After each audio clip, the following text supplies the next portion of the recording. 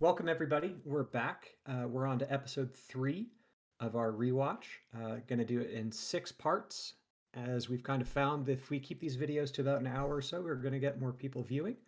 That said, we're only doing 3 sessions, so we're joined today by our guest Foy, who will be providing commentary. You might also be seeing another face, our General Matt Cawthon, down below. He's helping us on the technical side today, showing us what to do with OBS recordings, different options in Discord, etc.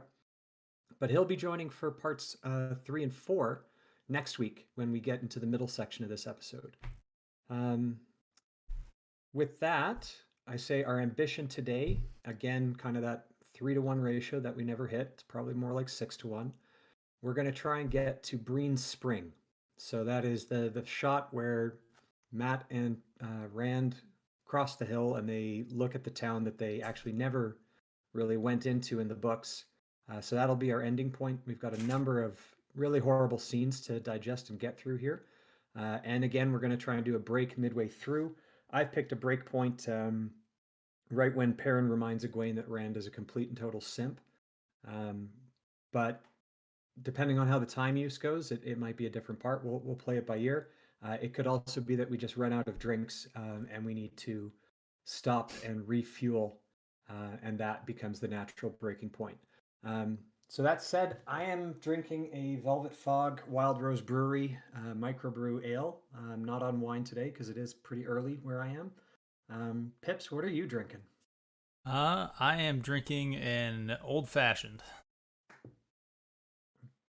Very nice. Alex, what are you doing today? Are you still on the Miller Lite or have you upgraded again? No, I am. I am back to my maker's mark. We're gonna finish this bottle if it kills us. Excellent. And Alex, do you want to throw it over to you've provided the guest with the last one with your sister, but who have you got us for us today? I have Foy of House Stark, and he is a man of undeniable quality. One of the best people I've ever met, and one of the biggest Wheel of Time fans I've ever met. So I figured he would be a perfect fit for the White Cloaks discussion. And he hates the show, right? I'll let him answer that. All right, Foy, tell us a little bit about That's not a yourself, starting with what you're drinking. requirement of being a guest, Dane. It's a requirement of being sentient, probably. But Yes. It's definitely a requirement of anyone who's ever read the books or even glanced at a cover. So, um, Touche. Tell us a little like bit about yourself. Alex So, said, I got into Wheel of Time back in about 2008, right before Brandon Sanderson jumped in and published his first um, continuation of the series. So I've been a fan for a long time now. I think I read through the first 11 in about a year and a half, just in time for the release of Gathering Storm. And to my everlasting shame and despair, I was incredibly excited and promoting the television series to everyone who would listen to me, and I've been beyond disappointed with the outcome. So as we go through this, I'm probably going to be like, "Oh, I don't remember that," because I've tried to block so much of it from my mind at this point. It was such a painful experience for me. well, alcohol helps with that. Can I ask really quickly, at what point did the shoe drop with you? I know for a lot of people that kind of happened later towards the end of the season. For others, I think the Steppen episode was a breaker, but everybody's kind of got their own breaking point. But where was it for you?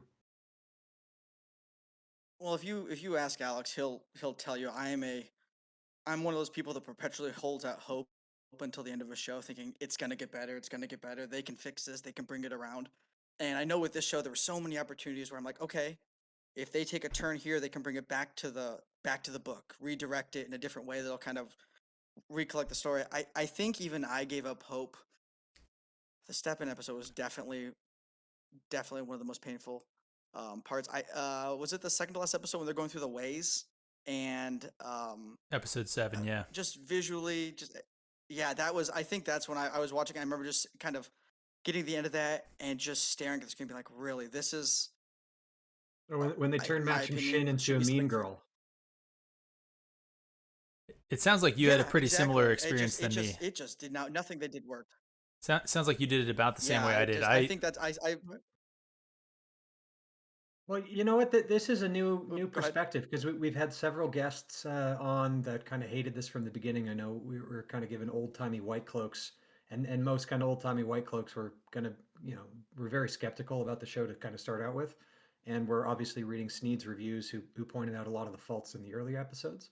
But for someone who maybe watched episode 3, this part that we're going through right now on a rewatch, and maybe had a positive reaction to it early on and is now maybe in the process of changing their views on it. I think that's going to be an interesting perspective going forward. So appreciate the candid honesty that you were a show promoter to start out with. And it's completely fair that everyone was a little bit different, kind of, and there was a lot of kind of hopium copium going on. I don't think it's ended either. There's still plenty of people willing to defend this show up until saying things like season 2 is going to be better because they don't have to do the Dragon Reborn mystery box kind of copium. But glad you've joined the light, brother. And maybe with that, we should get started on this. Before we hit play, I actually Floyd, have. I mean, Floyd, I think in the interest of of clarifying your point, you were never you didn't watch a single one of these episodes and go, "This was good." You said, "Wow, this was terrible," but I think if But they maybe. can.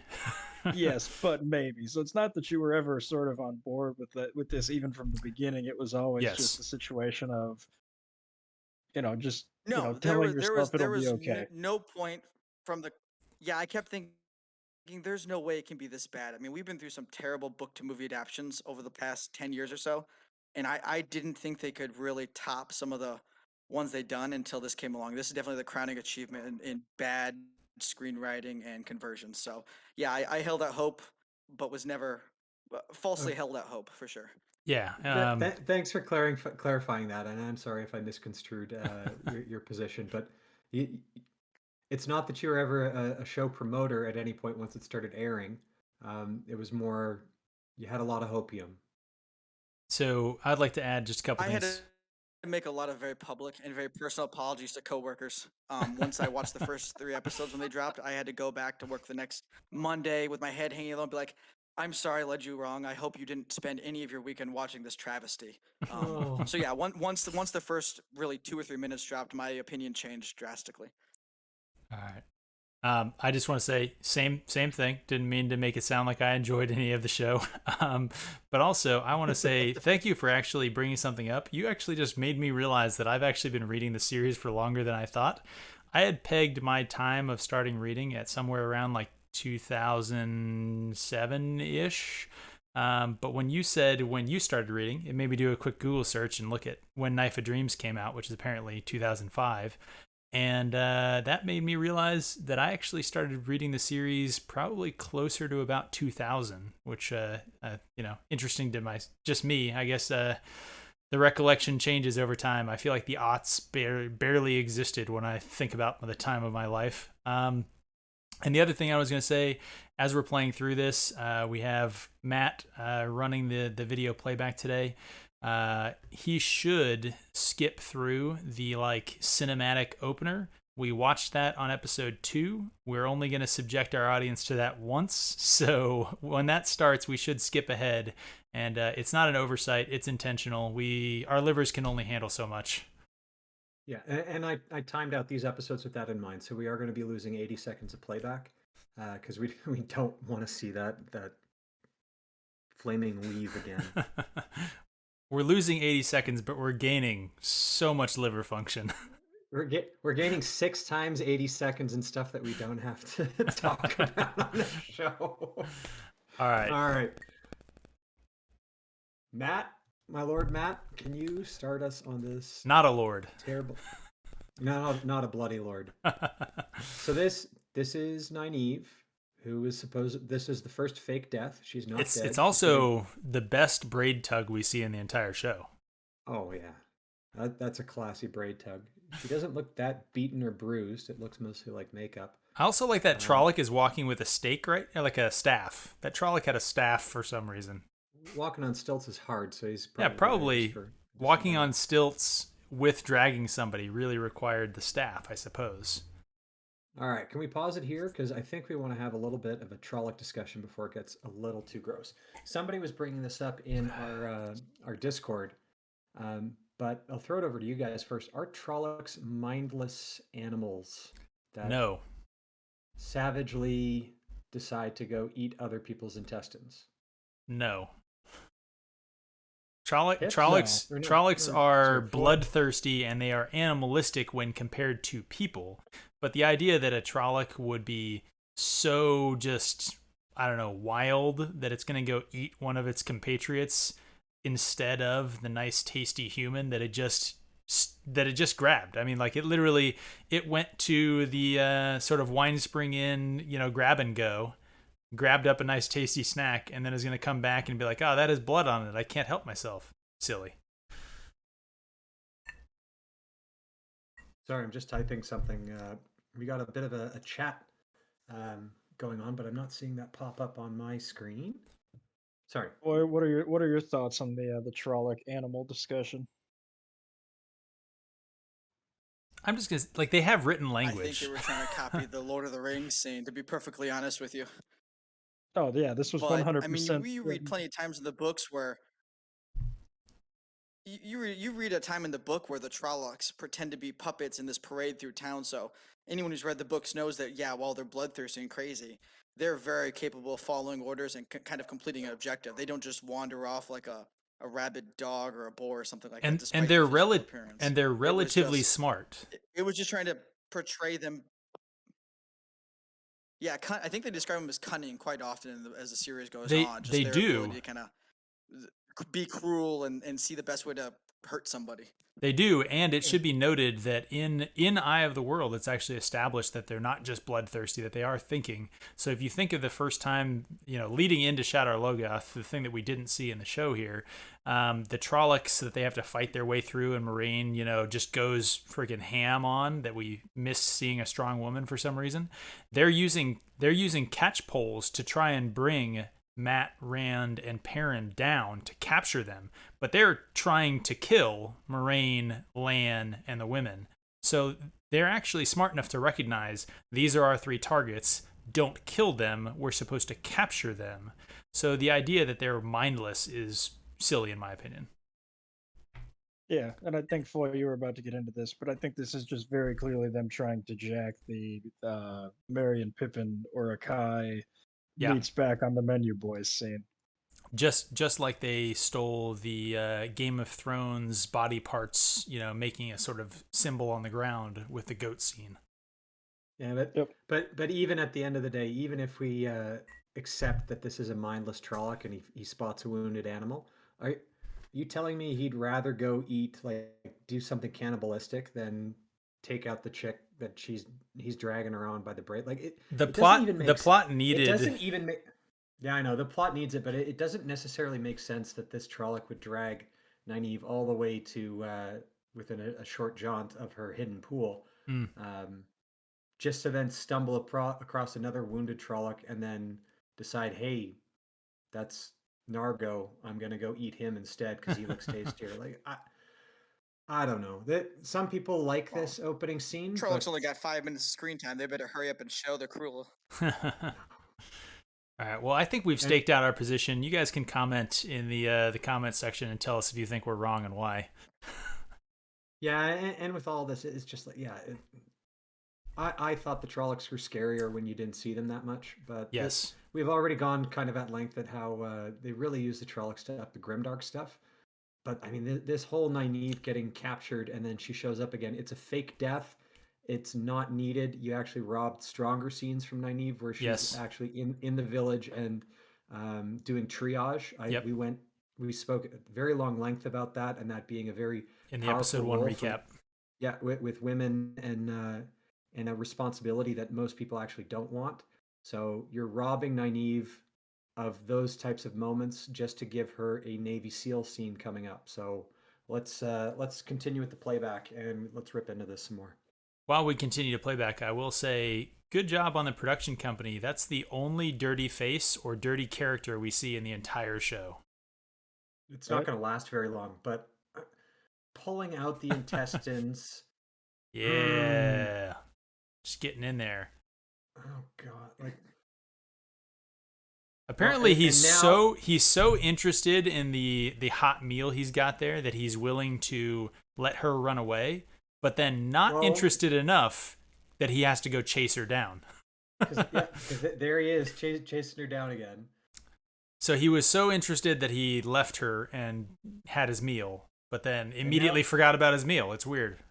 and Nynaeve decided to fall down for some reason and get right back up down the hill, and of course Man, she runs to her sacred pool. Do you want to pause there? I think Alex, I think you wrote something about the cinematography in that chase scene about it, the problems of them doing it as a reshoot and the way that they shot it with like the CGI woods around it.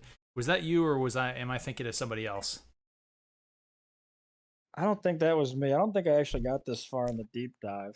Hmm. Um, what I was gonna say about this scene is this episode was directed by Wayne Yip, and if you're following anything about Rings of Power, do not do not understand this is what you're getting. So that bit where Nynaeve is getting dragged by her braid and isn't giving us any indication that she is in pain, Well, like because she's there's no unconscious until a second later when she's fully conscious. yeah, like like that is the kind of directing that you are going to get in this Rings of Power show. So understand that, but um there is something about this pool, and you're right about this, that it's goofy because they don't have like the lamb. They didn't do the sacrificing of the lamb thing. Um, so Yeah, Dane, they sacrificed the lamb to be the third or the final Aja color, and then someone probably pointed out to them that that whole color swirl thing with the 7 different colors makes absolutely no sense. Um, so they cut it, but they still kept her cleaning the pool. Which, And gosh, I know we're gonna see this way later. Did anyone else catch that there's actually no brown or gray in the like rainbow Aja on the Amerlin's stole? If you really have to call it a not even a stole, stole. It's a terrible I dress. I know, but I did laugh at the fact that it's not actually even like the Oh, Aja colors. It's just the rainbow that is used for other symbols.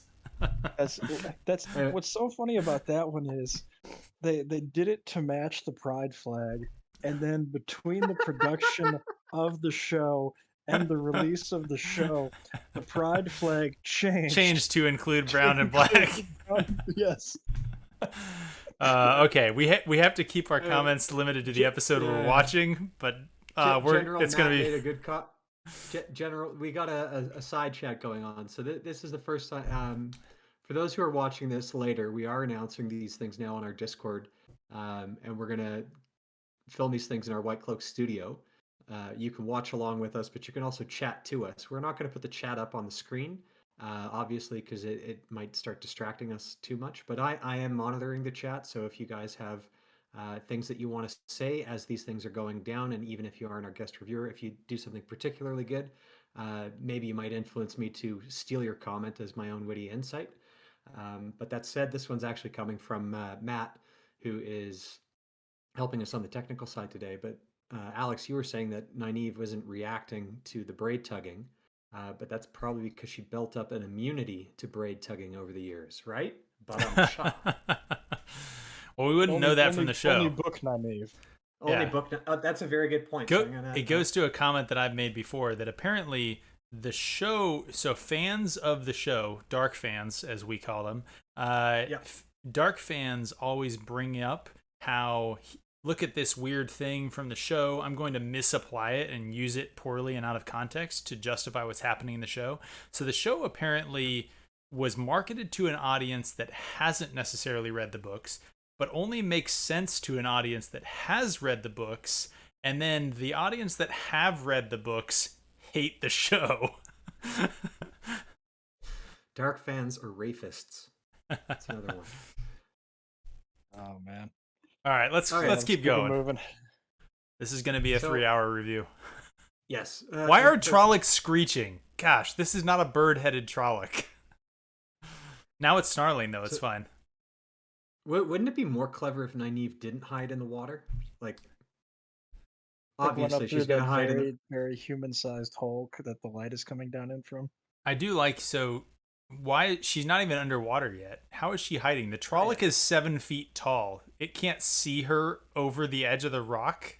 Well, oh wait, two things to say right here. So Matt, if you can pause, that is another blue-eyed Trolloc, first and foremost. Ooh. Well, that makes Yeah, so sense. That makes sense that not it's too not just smart. Narg. It's It's too not smart just to be Narg, fooled. but it was a pretty dumb Trolloc by letting her go. So here, okay, Matt's redoing it for us. That is definitely a blue-eyed Trolloc, that's for sure. So maybe there are some checks in the production. I don't know. Put This scene mask has on a her. this scene has a weird blue filter over it, so I'm not convinced. Not completely. Narg is the Alright. only confirmed blue-eyed Trolloc. Actually, Nargo. this almost Wow, would this make is probably sense. Nargo, his cousin. Nothing in this right? show that seems right. It's intentional. It's a valid point. I was going to say if I was snorting the copium hard, my response would be, as we've discussed, the blue-eyed Trollocs are the smartest Trollocs, That is true. and That's very true. this guy being this a blue-eyed Trolloc was sent to grab one of the 5 Taveran that apparently are running around this tiny village. So, Except there's only 4 Taviran right now. Later in like another episode, then there's 5 Taviran, but right now there's only 4. That's right. That's Well, right. it depends on what rumors reached the dark. Can we just talk about the fact that this Versus this Trolloc is apparently like crudely pasted into this shot? Like, look at the edges of the Trolloc CGI. Oh man. Yeah, the green screen is tough. One other thing that I wanted to point out is obviously these pools have the same source of water as the bathtubs in the Wine Spring Inn. Just stuff Both floating have in it. that milky kind of quality. So Yeah, yeah. I missed the part where they were filming in Iceland in Reykjavik, with the natural hot springs instead of Czech, I guess. All right. And Matt, can you roll us forward a little bit here? I think we got the power shot coming up, or I wouldn't call it a money shot. That's a Czech reference. You can call it a money shot. It's not that much. It's not a very good money shot. They never are. Is it from Predator, or is it from Navy SEALs? Anyways, he's got to do some spear fishing first. Except he just jumps in the pool, which is like No, he's going to do some spear fishing. Right there. Yeah. Coming up. Ooh, scary. Do you think they cut out the shot of her like breathing deeply? Okay, wait. Go back, Matt. Can you go back? I want to see how deep he's plunging that spear. It looks like he's plunging it about 6 inches into the water. Yeah. So to the extent he is spearfishing, man, he is doing a poor job of it. So right now, yeah, I honestly haven't ever gone spearfishing, but I imagine. Oh yeah, he's not even getting the tip in. He's barely getting the tip wet. Okay, guys, I just found out what the name of our frickin' thumbnail is going to be. It's going to be just the tip, and we're going to do that shot right there. My God. Here comes the Navy SEAL shot. Oh man, her belt knife's about to do more work than Tam's freaking sword. No, she disarms the Trolloc. She's killing the Trolloc with his own sword. By the way, he was a real bleeder there too. That the knife plunged in one time, and he just his blood forms a dragon fang. Thank God oh my God, it does. We've talked about that before. The dragon fang being connected with darkspawn is one of the dumbest things. It's like, hey, let's do an Easter egg. Yeah, but like, it's wrong though. And then, not a braid tug, but a braid flip. This is. Oh. And we're supposed to think that she's super badass. It's still some braid movement. I mean, we can take what we can get, I suppose. All right, skip this shenanigans. God, that's bad. That's so bad. Okay. There we go. We're back to the We're healer. So the healer that we never see heal is about to threaten to murder someone. So, really true to her character. Very true to the heart of the character of Nynaeve this show is getting. Can't you see the budding romance? They talked about like how COVID ruined their episode 8 production. How there was like Egwene was supposed to do some healing of Nynaeve, like Matt, can you pause right now? Yeah, but explain episodes 1 through 7 then. Well, that's what I mean to say is like, how would you know that Nynaeve is a healer on account of the fact that she didn't know healing? Like, even their justifications don't make sense within the confines of the show. As you were saying, Pips, you know, fans of the show defend the show with like, well, if you read the books, you would know Nynaeve is a healer.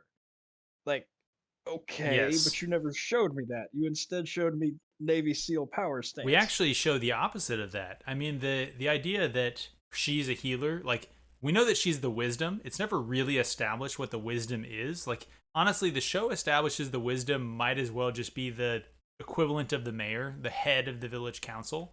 It really shows very little. I mean, she has some herb knowledge. She heals on Moraine, great, but like we don't really know that that's like her whole shtick, you know? It does a really poor job of establishing her as being someone who's motivated at her core about healing. And the anger that she shows to anyone who does violence in the books, something that actually often is used to provoke her ability to channel, completely absent. In fact, she's totally fine with stabbing and murdering people. Yeah. Not only that, but Lan convinces her to help Moraine to help herself. So it turns it kind of into a selfish act. The only way that you'll get to find out or question her is just to heal her now. But And I'm having to refill my glass 2 minutes into this show. Man, we've been going longer than 2 minutes. Well, 2 minutes of runtime.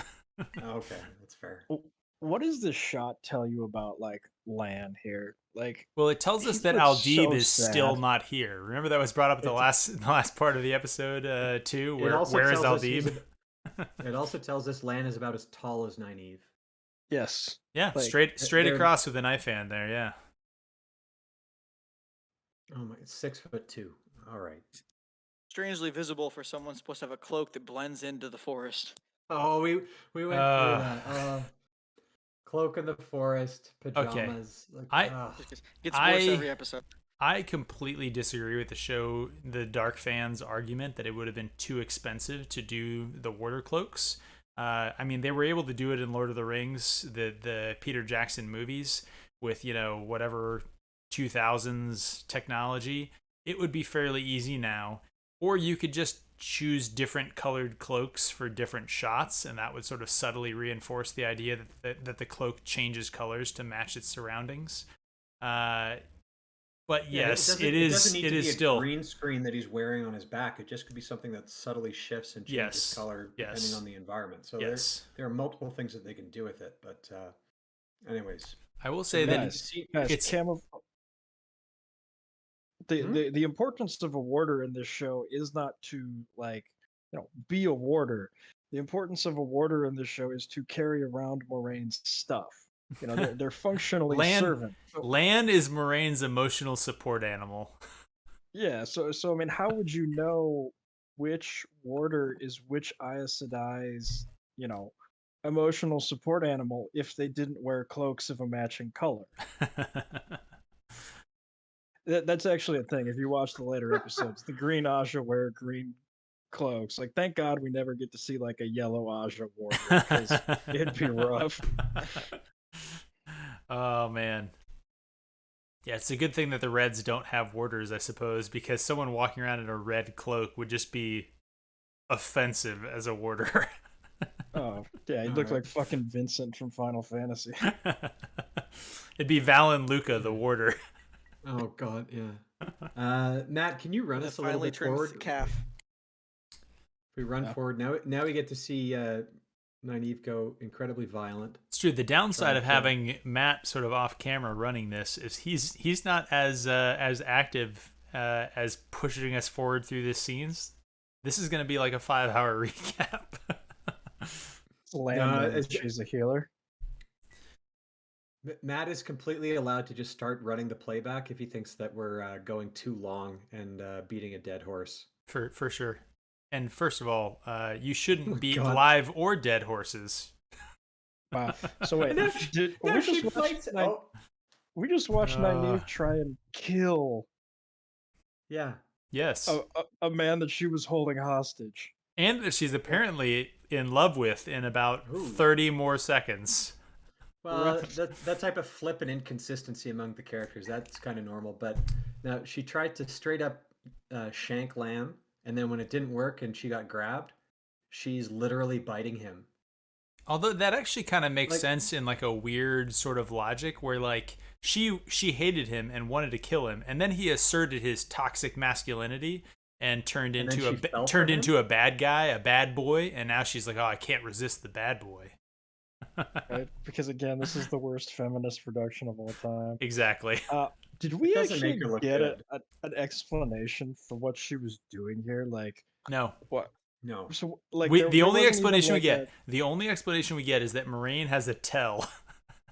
So there's And, no like- there's no how did she cross the Tarn with no ferry. There's no how did she change her clothes and also talk to the villagers that, you know, totally knew the children had left but decided she was still going to follow after anyway, even though their parents were totally fine with them going. There's literally nothing about how she winds up here. Also, I guess maybe she tracked them to Shadar Logoth and then just happened upon the two of them. So the one thing I that I, guess have that to was my walk back from our question. last episode was that they do show Nynaeve with her own horse at the end of this episode. It's like 50 minutes of playback from now. However, the horse looks remarkably similar to one of the three that actually got away from Ashadar. So I'm still not 100% convinced that she was riding a horse all the way to catch up with them. But yeah, She I think captured I don't know, not Cloud. Cloud's dead, but we've established that within the show, like it's 5 nights or whatever since the attack on Emmons Field or the Two Rivers or whatever, and she would have had to go pretty freaking fast to stink, especially on foot to catch up with them. What's funny here as well is that let's think about how she finds them in the books, which is actually not that she can track them, but that she has a connection with Egwene, and yet here in the show she manages to find Lan and Moraine without Egwene being there, with a tell.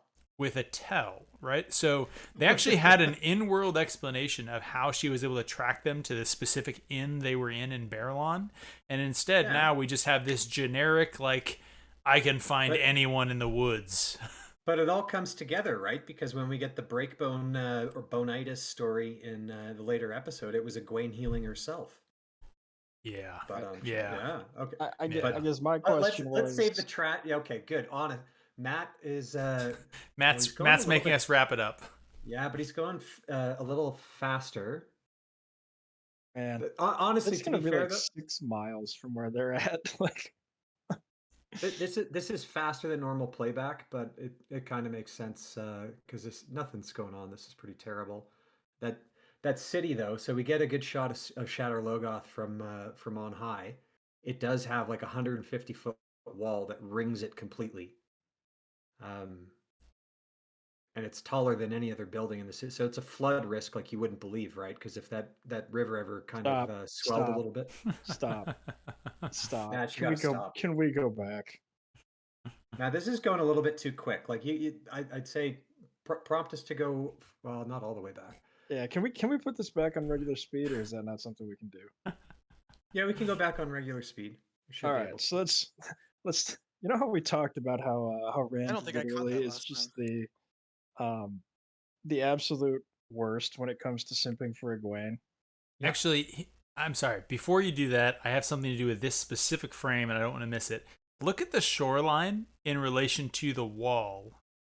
All of them who jumped off the top of the wall would be dead.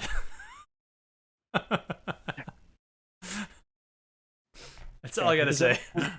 They Does decided everybody feel like we're at Edoras, first of all, or not? Minas Boy, what's the Tirith? mountain in Lord of the Rings? The White Mountains, Minas Tirith in the end. It's No, definitely reminiscent of some of the wide shots in Fellowship. Yeah. They This might have definitely finished the is. mountains. This definitely is. Yeah. This makes me think of right before. Which actually makes it for one brief moment a great moment. Right? Flashback to something better. This just makes me think of Sam and Frodo and Gollum going through the sort of mire after they split off from the rest of the Fellowship. That's where they are right now. Yeah. Here, Matt's actually being kind of Yeah, smart. the sharp rocks for sure. But okay, we should pause here because this is again the character inconsistency Yeah, he doesn't trust because Moraine except when he he doesn't trusts trust Moraine. Moraine. Yeah, she said we need to go to the White Tower. It's the complete opposite of what he was saying in the previous episode. Why should we go there? Because we'll just turn into errand boys for you Aes Sedai. Um, and he reconciles it with, well, Egwene needs to be, or Egwene's going to go there, and I need to go see Egwene. But at the same time, he was being a dick to Egwene, and those were his only power moments in the previous episode. So what I honestly want to know, and maybe Alex, you know this a bit of background of how they wrote the episode, but were these writers, um, are they just sharing like, are they taking credit for a particular episode and writing it as an ensemble, or are they splitting off, going into separate rooms, writing their own shit, and then it just doesn't match up with what was previously written or written by somebody else? And then if that's the case, is it Ragnor's responsibility to make sure that his scripts actually have some coherence to them?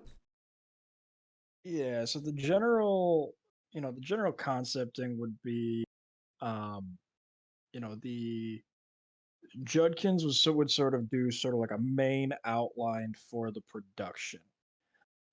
Then you would get like an episode writer that would sort of be responsible for flushing out sort of the details of each individual scene. What makes this one sort of difficult is this production is just ridiculous when it comes to its like uh, crediting, in that everybody who wrote an episode of this show is an executive producer for every episode. They share so much credit.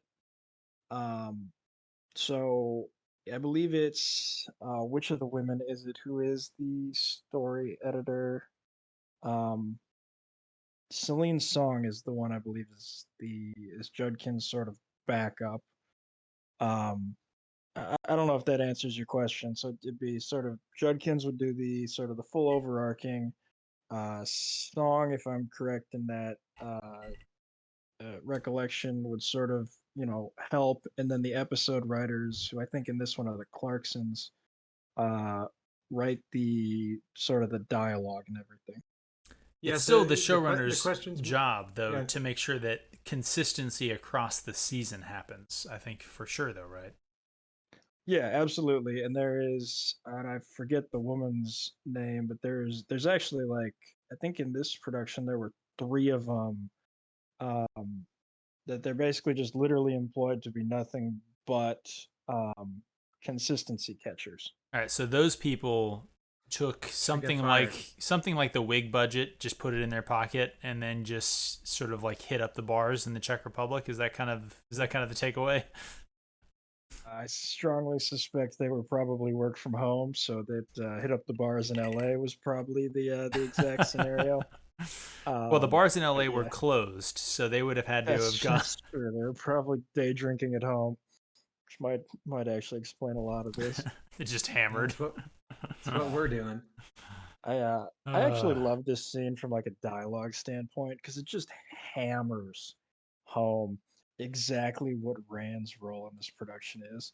Like the very first line of this scene is him shouting Egwene. Then Matt shouts Perrin's name. They're going to have this brief interaction, and Rand's going to say, you know, well, we have to go get Egwene. Like, we have to go to the White Tower because that's where Egwene's going to go. And it's just like, can you guys just let him have a fucking moment? Like, she's not even around, and he's still all about this chick. Just establishes that his only job is to live inside her purse. Yeah, like yeah, this is probably the first time he's been out of her purse in a while, and we still can't freaking get a get this guy a break. uh, Also, that strung bow is probably worthless after having swam across the river. Yeah, buttons are on the right side this time. I like that Matt doesn't actually have any weapons and Rand has two. Yeah, Oh, it's What because would Matt need a weapon for? it's because Matt left the house in his bathrobe, and so he's here, just the homeless guy that they're friends Okay, with. guys, Matt, can you pause just now? So we just had the line, all roads Matt does lead look like there. somebody just picked up on the trail as they went. They say all roads lead there. I don't know if that's a line from like all roads lead to Rome, but that's not technically true. And then, It's so a rip off from the Foundation series, Star's End. but then what you also get is Matt. So Rand is saying all roads lead there, and Matt says that's not how roads work. So what does it say about the writing? Right? Because the writer knows he just wrote a really stupid line such that he got one of his characters to point out that was really, really stupid. He's So is this quipping. so it's an attempt That's at humor yes, that at is at unfortunately Rand. Marvel has ruined every television episode from here on out. Yeah, We will never go back to a world where people do not quip endlessly. it's true. He had to have a joke to point out that he's the funny one. Because their take on Matt is he's the funny one, and that's it. But this is it makes Rand look like a bit of an idiot, right? So it's all at basically destroying your character for a quick. Well, I mean, we know that Raginor's Yes. favorite character was Egwene, and Egwene's POV is essentially that Rand is an idiot. Yes, Dan, you are absolutely correct. We are shitting on Rand for a joke. But make this one probably number 7 of 330 that they do in this show. It is their All right. favorite Well, hobby. All right, Matt, go ahead and play this.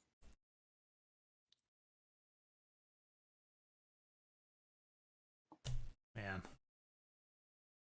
Little J.J. Abrams moment right there with that lens flare. that was a good lens flare. It was really good. I'm glad that you brought that up because I was kind of thinking that when we paused there, like it was a good lens flare.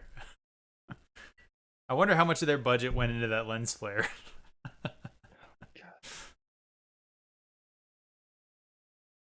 At least we got a sniff. Ooh, we did get a Matt sniff. Look at that. You know, watching with subtitles is actually where you get some of these Easter eggs. Again, taken into the Does anyone wrong else think that context. Matt looks like he would be a better Pin Fane. You know, honestly, the casting of He's Padden got Fane, that ragtag thin look. the casting of Padden Fane, I'm okay with. I don't like the directing of Padden Fane, but the casting I thought was actually pretty decent. Well, Yeah. without the sound, The actor who they picked did an excellent job with what he was given, but just looking at Matt, I'm like, he doesn't look far off from what I kind of envisioned when I read the book the first time. Maybe shave him up a little bit, that kind of thin, ragged, greasy look. Can we Matt, just can point you out? pause here? Yeah, can we pause here really quick? So Oh, in the nice. books, Perrin was, you know, in a rough spot after getting across the river, but he was in a rough spot not because he's a worthless man, but because he didn't have a horse with saddlebags and all sorts of stuff, right? And so he finds he lost his Egwene. horse in the river. Yeah, so he finds Egwene, and Egwene has Bella, and Bella has saddlebags full of supplies. And so, you know, with the power, maybe she started a fire, she's doing okay. And like that's all good stuff. But instead here we just see Perrin being literally so worthless that he can't make sparks with a steel and flint. Well, wait a second. You pointed this out on the last one. So he's arguably even stupider because he's trying to use a double-edged blade to strike that flint, and that's probably why he cuts his thumb pretty hard. Oh Pointing man, out, I had forgotten that he cut his thumb. Gosh. What the So not only is he a failure, he's like harming himself. Yeah, so we got the first thing I wanted to say is they go onto the Caroline Grass and you've got the 3 biomes. So that's the third biome that you got. We had the earlier the mountain with the rocks, and obviously Nynaeve and Lan and Moraine are in the forest with 0 Trollocs anymore, and they just happen to be out. I did a little bit of digging too, as far as what is the timeline like in the actual books about how long it takes to get places. Leaving aside that I think it took us 5 days in show to get to Shadar Logoth. In the books, it's more like I think it's about 9 days, so that's not super egregious. The worst is when they get to basically Breen Spring at the end of our section today, um, at like the 18th minute. It seems like the next day. That actually happens on day 38 of the major timeline. Ugh. So it takes them some time to kind of migrate into those different biomes, but here they're definitely almost in it completely right away. Wait. Is And on he this scene, striking? He's striking the flint with the pommel of the knife He used now. the hilt. Gosh, Yeah. what? Hey, I'm actually, he's no longer putting his thumb on it. He's I'm gonna panicking about say it, and then this is actually good. This shows that Layla is actually a bad He was- blacksmith. She makes inferior knives. I was gonna So, say, can we Egwene emasculate Perrin anymore? No, because he looks like a tool. But it gets worse. So Egwene is the one who channels to light the fire. In the books, she had a fire going, and she later reveals that the reason why she had that fire when Perrin stumbles on is because she was able to channel. Yep. Here they just chuckle about, "Hey, was that you or me?" And this line, this is fucking retarded. This line is, "Next time you channel, can you channel us some food and water?" Do you know what I was reminded of with that scene or that line right there? Street Fighter, the movie. I am sumo. My body can be somewhere and my mind goes somewhere else. And then it's a quip, right? Like this is a quip. Oh, next time your mind leaves, can it bring us back a pizza? That's what I thought of when I saw that this line. Can you get us some food or water? That's not how the one power works, Perrin. Can we just I didn't hate it. can we just stop here for power. 1 second? No, We've but seen all Perrin's of the not ignorant characters. of the one power. He fears in the one terms power. of dumb lines they've given us, that's We've seen all of the characters get out of the river now, and can I just point out that maybe it's just because Alex and I did a review of Kenobi episode 4 here, but none of the characters have wet clothing. Not a single one of them that just swam across this river are even marginally damp. Well, Actually, convinced there must have been something in the newest Actors Guild contract that an actor can refuse to wear damp clothing. They're That is just the not allowed. Only thing I can figure. Yeah. I hate this scene so much. Yeah, talk about like a really bad attempt at horror tension. Like Howling in the what- distance. Oh, gosh. Yeah. Oh, she sniffed. All right, There's the first female sniff that we've gotten in the whole show. Good. We're coming close to our drink break. If you guys were Wait, but I getting know where interested. Rand will be headed back home. Is Egwene just No. calling Rand a little bitch there? Yes. Yeah, Yes. but then Yes. but Perrin right now is reminding Egwene he's a simp. I know Rand. He'll go where he thinks you're going. Oh man. This is where I think we should pause for our drink break. We'll be back in a few for those who are on the chat, pinging me with messages and insights that I can steal as my own. But this is where we'll break. Thanks for joining us, I guess, so far. Any final thoughts for the rest of the panel, I guess, on this disaster, which will be part 1 of episode 3? Let's start with our guest. you know it's crazy. I remember watching this and kind of being in a flat shock as I was doing it, but then actually I hated this show on the surface. Just the obvious things that they did wrong and diverted and ruined about these characters in the story.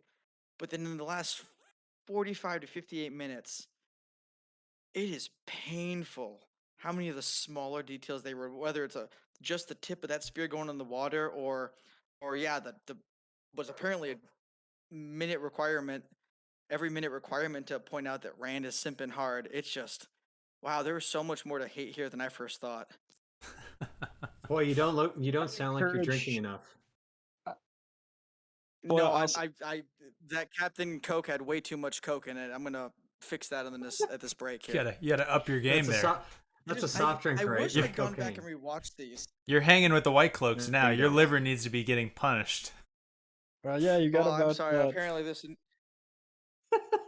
you got about 12 hours of content to watch, and I will always say, Foy, if you ever want to know just how bad Rand simps for Egwene, 6 of his first 8 conversations are either about or to Egwene.